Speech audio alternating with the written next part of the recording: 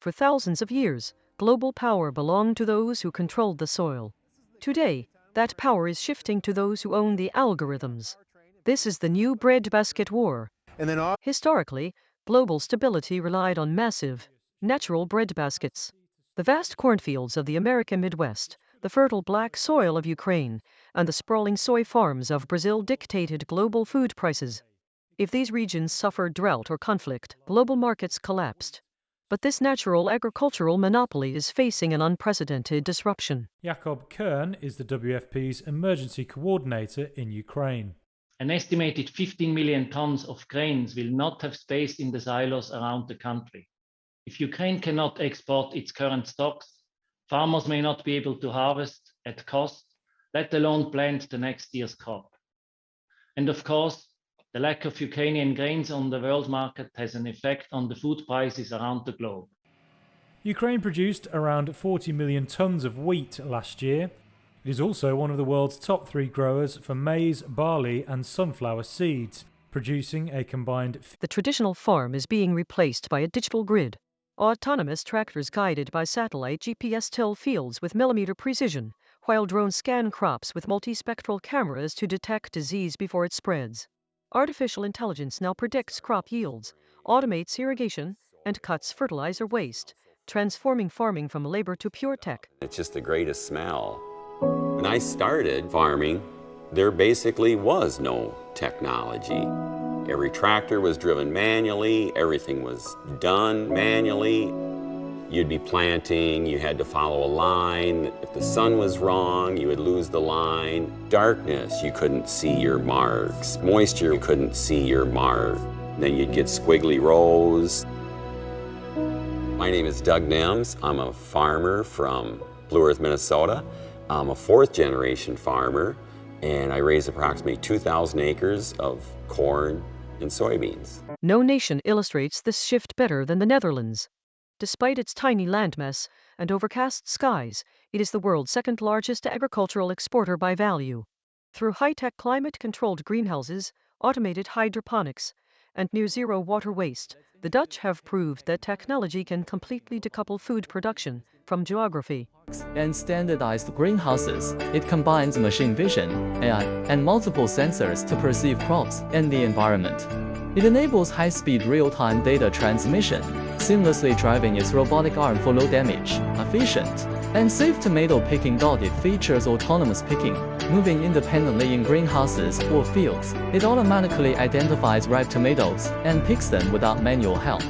Its advanced end effector like the flexible gripper with precise control reduces fruit damage, lowering the bad fruit rate significantly. Able to work under varying light, it achieves round-the-clock unmanned operation, boosting equipment utilization. In Asia, urban centers are weaponizing technology to end import dependence.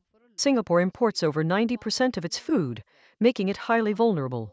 Under its 30 by 30 mandate, the city-state is investing in multi-story vertical farms, rooftop gardens, and cell-cultured proteins, turning skyscrapers into the new fertile plains. It's Singapore's first vertical farm just outside their city centre and has ambitious plans to boost local veggie output with minimum space.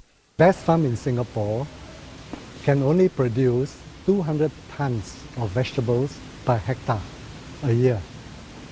But our farm can produce more than 1,000 tons. Here we have almost 4 hectares of land. So just from this farm alone, we can produce about 4% of Singapore's needs. From the farm, the veggies are packed, chilled and transported to local supermarkets. Consumers have to shell out about 10% more for Sky Green's produce versus the... In the arid Middle East, Agritech is a shield against water scarcity. Saudi Arabia and the United Arab Emirates are transforming deserts using hyper-efficient drip irrigation, seawater desalination, and indoor vertical farms. Food security in the desert is no longer an impossibility, but a matter of engineering and energy infrastructure. Fruits, dairy products all around the world. Even in the 1990s, Saudi Arabia was one of the largest wheat exporters in the world.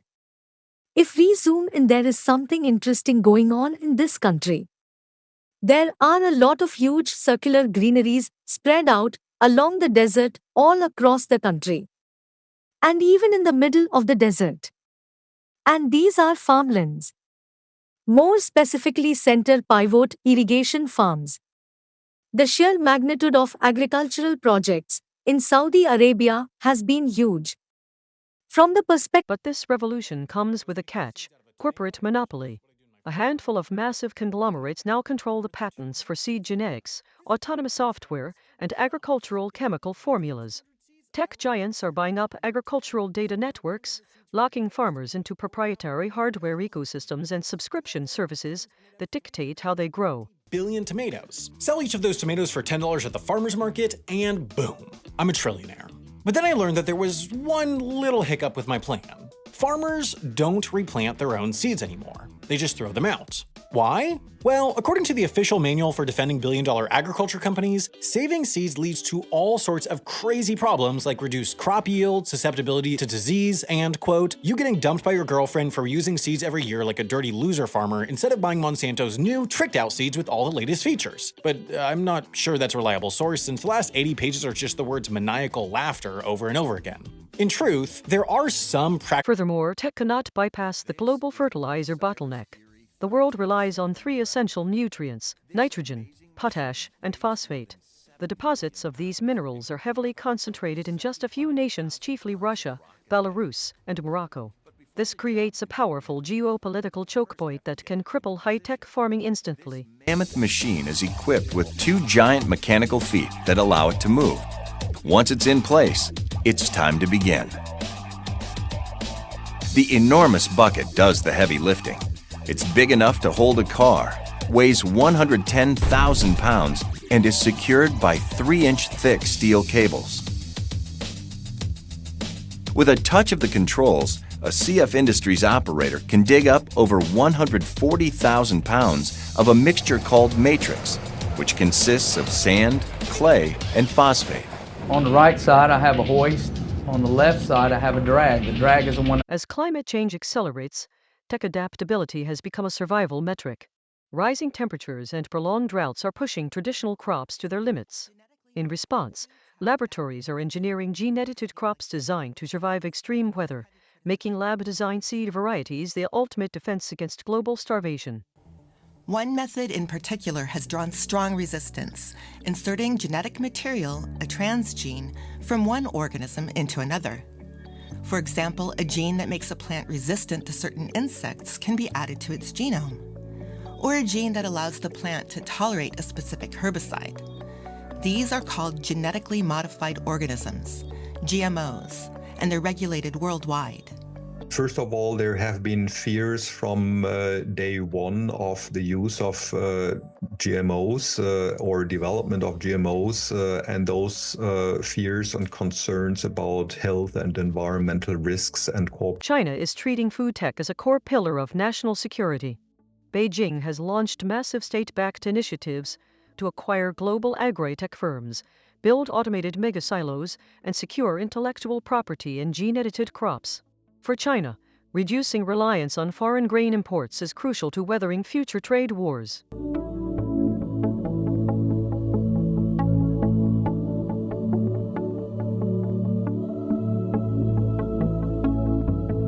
This is our 高到平方上的隔热板，保证夏季那个舱内的温度在28度以下。这个是排风扇，即时排出那个粮库舱内的积液排在舱外去。这个是流动测温杆，有7米长，大概它可以测粮堆里面5成的温度，最低可以测到6.5米以下。For smallholder farmers in developing nations, this tech race is a crisis. Lacking the capital to purchase autonomous machinery, drone surveillance, or expensive patented seeds, traditional farmers in sub-Saharan Africa and South Asia struggle to compete, accelerating the death of the family farm in favor of multinational agricultural estates. It is the duty of the government that they should give us a minimum support price. We are demanding support for 23 crops. If they agree to it, the entire nation will be prosperous. Our entire families will be employed. Farming is the lifeline of India's economy. The sector supports more than half of the nation's workforce. With weeks of protests, it's standing at a critical juncture. The issue dates back to 2020 when the government introduced legislation aimed at overhauling the agricultural sector. The law is supposed to modernize farm. This corporate control has sparked a new legal battlefront over intellectual property. Tech companies prevent farmers from repairing their own high-tech machinery, citing software copyright laws. At the same time, lawsuits over patented seeds that accidentally drift into neighboring fields are redefining who owns the food supply. More than 10% right now. What's notable about this case is that it's the first of thousands of similar cases across the country involving the herbicide to go on trial, which means it could be a bellwether. A California jury ordered Monsanto to pay $289 million in damages to Dwayne Lee Johnson. He's a Northern California man who says his terminal cancer was caused by spraying Roundup while working as a school groundskeeper. The active ingredient in Roundup, glyphosate, first came under fire back in 2015 when an agency under the World Health Organization said the chemical was probably carcinogenic. Roundup is one of the most widely used weed killers on store shelves today. Global trade logistics remain the fragile link in food security. High-tech preservation relies on refrigerated containers, or reefers, to transport fresh food across oceans. A single blockade at a maritime choke point like the Panama Canal, or the Strait of Gibraltar, can spoil millions of dollars in cargo, causing instant panic. International logistic expert, today let's understand what is cold chain logistic and why it's so important, how it works step by step. What is cold chain logistics? Cold chain logistics is the process of transporting temperature-sensitive goods under a controlled environment. This means from one point of origin of the final customer, the temperature must remain within a specific range. For example, vaccination 2 Celsius to 8 Celsius, frozen foods 18 or below. Fresh flowers, The next frontier of food tech moves beyond the soil entirely. Bioreactors are now generating synthetic meats and cell-cultured proteins.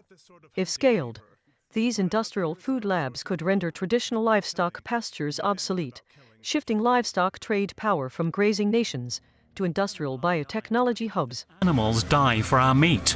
The same goes for the environmental footprint of meat consumption. Meat is simply there, in huge quantities. Some people are dumb enough to eat meat products 3 times a day while sitting in an office chair all the time. I love the taste of meat. I love the smell of it, the texture. There's only one thing I don't love about it, and that's how it's made. Wow. That's about to change. The steak, even the salmon fillet of the future, will come from a bioreactor. We have this. The Breadbasket War is redrawing the map of global hegemony. Food power is no longer determined by the size or fertility of a nation's land, but by its technological dominance. In this new era, the ultimate leverage belongs to those who control the patents, the algorithms, and the engineering of what we eat. Welcome to the world of smart greenhouses, where agriculture meets cutting-edge technology. This isn't your grandpa's old glass shed. This is the future of farming, and it's happening right now. So, what exactly makes a greenhouse smart? Imagine a farm that can practically run itself. Smart greenhouses are packed with an amazing array of sensors that act like the farm's nervous system. They constantly monitor everything: temperature, humidity, light levels, soil moisture, and even the nutrient content in the water. It's like having a team of expert botanists watching over every single plant 24/7.